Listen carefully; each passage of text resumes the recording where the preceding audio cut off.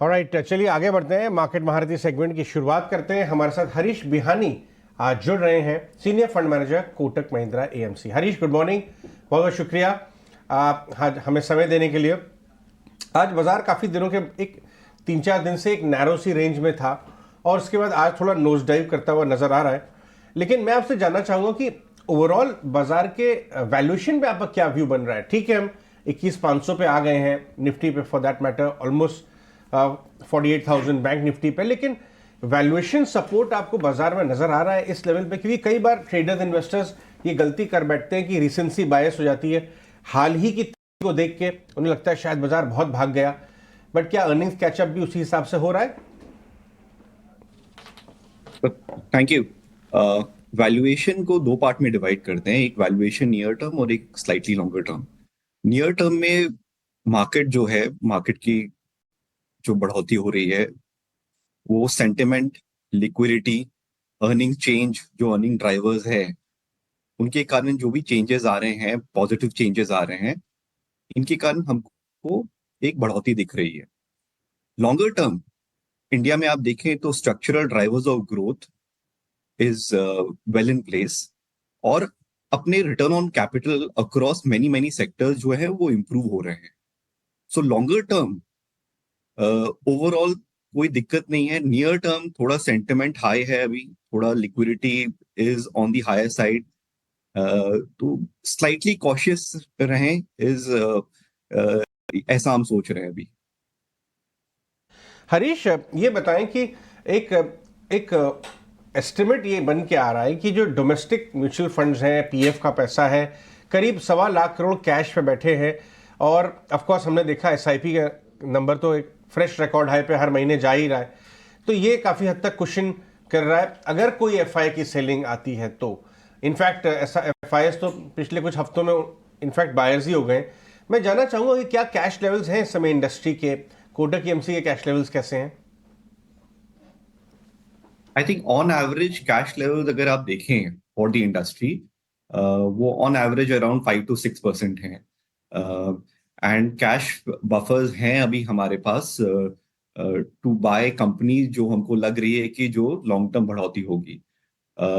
और आप जैसे अभी आप दिसंबर मंथ देखें, इन द फर्स्ट 15 डेज बहुत सारी क्यूआईपीज आए हैं, बहुत सारे ब्लॉक ऑफर्स आए हैं, प्रमोटर सेलिंग कर रहे हैं या प्राइवेट इक्विटी सेलिंग कर रही है, आईपीओज आ रहे हैं। तो क्लियरली कुछ हद तक वो कैश डिप्लॉय हो रहे हैं। ये जो भी कैश अभी डिप्लॉय हो रहे हैं वो लॉन्ग टर्म माइंडसेट से, लॉन्ग टर्म थिंकिंग से डिप्लॉय हो रहे हैं, तो स्लो एंड स्टडी वो डिप्लॉयमेंट हो रहे हैं। आपने जो राइटफुली आपने ये बताया है कि एफआईएस भी अभी slowly and steadily Indian market में आ रहे हैं। सो कैश लेवल है इंडियन म्यूचुअल फंड्स के पास, ओवरऑल इंडियन फाइनेंशियल इंस्टीट्यूशंस के पास, एंड वो स्लो एंड स्टडी डिप्लॉय हो रहे हैं एज वी। मॉर्निंग हरीश, आपके थीम्स या सेक्टर्स जो आपको पसंद आते हैं उसमें आपने कैटेगोरिकली हेल्थ केयर के लिए भी लिखा है। क्या बड़े रैशनल्स आपके हैं हेल्थ केयर को चूज करने के लिए? Health care as a whole, क्योंकि पीछे हमने देखा कि फार्मा स्पेसिफिक फंड्स भी कई सारे लॉन्च हुए जिसमें भी कई सारा फंड्स का पैसा गया है। हेल्थ केयर के आपके बड़े रीजंस क्या होंगे जिसकी वजह से आप बुलिश हैं? हेल्थ केयर जो सेक्टर है काफी डाइवर्सिफाइड सेक्टर है। आपके डोमेस्टिक फार्मा नेम्स है, जेनरिक फार्मा नेम्स है, यूएस बेस्ड फार्मा नेम्स है, हॉस्पिटल्स है, डायग्नोस्टिक्स है। तो ये होलिस्टिक सेक्टर को अगर हम देखें और अगर हम सोचें कि जैसे इंडिया जो भी $3.5 ट्रिलियन इकोनॉमी है, अगर वो $10 ट्रिलियन इकोनॉमी हो जाए नेक्स्ट 15 साल में, 15 से 17 साल में, तो health care as a sector will become very big in size. And उसी सेगमेंट में बहुत सारे अलग माइक्रो पार्ट्स है, माइक्रो सेगमेंट्स हैं, जैसे हॉस्पिटल्स फॉर एग्जांपल। कुछ हॉस्पिटल जो अभी ऑर्गेनाइज सेक्टर हैं जिसमें 3,000 3,500 बेड हैं, और पोटेंशियल ऑफ इंडिया बहुत बड़ा हो जाएगा उसी सेगमेंट में। कुछ हॉस्पिटल कंपनी बहुत बड़ी हो जाएंगी, कुछ डायग्नोस्टिक कंपनी बहुत बड़ी हो जाएंगी, कुछ डोमेस्टिक फार्मा कंपनी बहुत बड़ी हो जाएंगी। तो हमारा सारा फोकस यही है कि हम अगर इंडिया 3.5 से 10 ट्रिलियन डॉलर इकोनॉमी बने, तो उसमें कौन कौन से सेगमेंट, कौन कौन से सेक्टर्स बड़े हो जाएंगे। और इसमें सिंपल है, अगर हमको फोरकास्ट नहीं करना है, हमको है कि यूएस में किस सेगमेंट्स बड़े बने, कौन से सेगमेंट्स बड़े बने, यूरोपियन रीजन में कौन से सेक्टर्स बड़े बने। एंड सिमिलरली अगर हम उसको अगर देखें इंडिया में वो सेक्टर्स कौन से बड़े हो सकते हैं, एंड अकॉर्डिंगली हेल्थ केयर एक ऐसा सेक्टर है जो काफी बड़ा हो सकता है यहाँ से भी, एंड उसमें माइक्रो सेगमेंट्स है वो बहुत छोटे हैं अभी इन साइज, वो काफी बड़ा हो सकते हैं, मार्केट शेयर गेन कर सकते हैं। हॉस्पिटल फॉर एग्जांपल बहुत सारे अनऑर्गेनाइज प्लेयर्स है, तो मार्केट शेयर गेन स्टोरी भी है उसमें।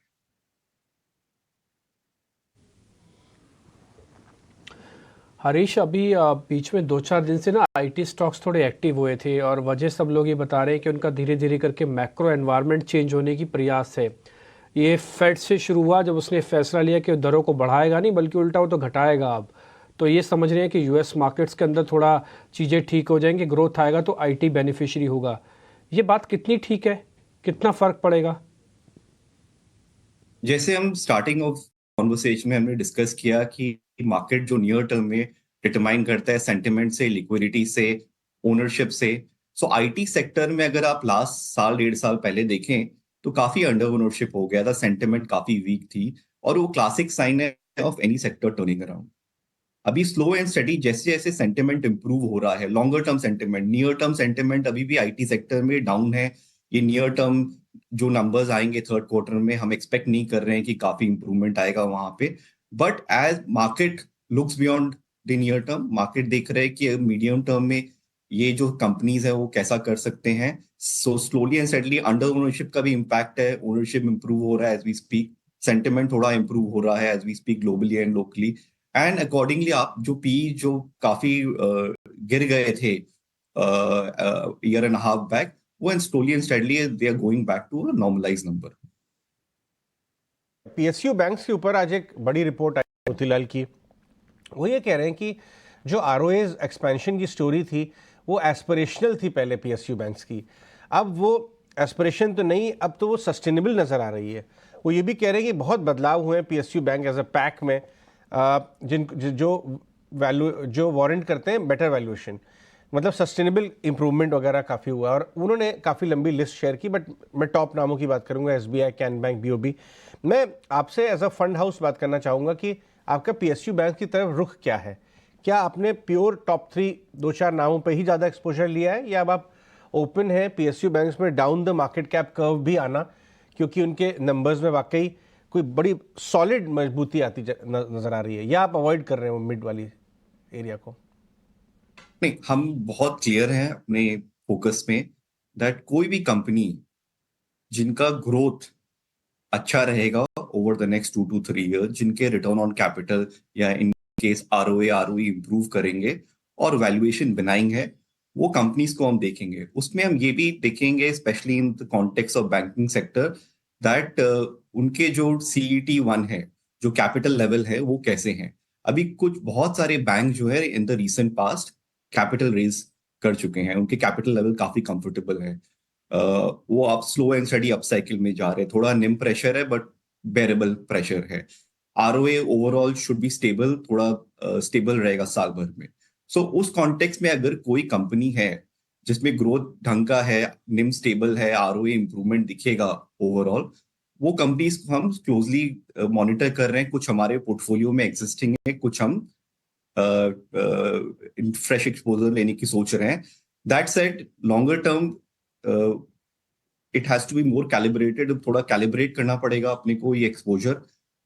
हमको देखना पड़ेगा कि एनपीए बिल्डअप जो अभी नहीं है वो कैसे बिल्ड होता है, एंड थिंग्स बहुत फास्ट चेंज हो सकते हैं इस सेक्टर में, because ROA level overall for any PSU banks अगर आप देखें तो बहुत हाई नहीं है। प्राइवेट सेक्टर बैंक्स के आरओए लेवल हाई हैं, तो बफर जो है टू टेक इनटू कॉग्निजेंस जो ये एनपीएज आते हैं या क्रेडिट कॉस्ट आते हैं, वो काफी हायर हैं versus some of the private public sector banks. तो ये हम कॉन्शियसली बहुत क्लोजली मॉनिटर करते हैं और अकॉर्डिंगली डिसीजन लेते हैं। हरीश, बहुत बहुत शुक्रिया आज हमसे बात करने के लिए और हमें समय देने के लिए। आपसे अक्सर अब बात हुआ करेगी। धन्यवाद आज के लिए।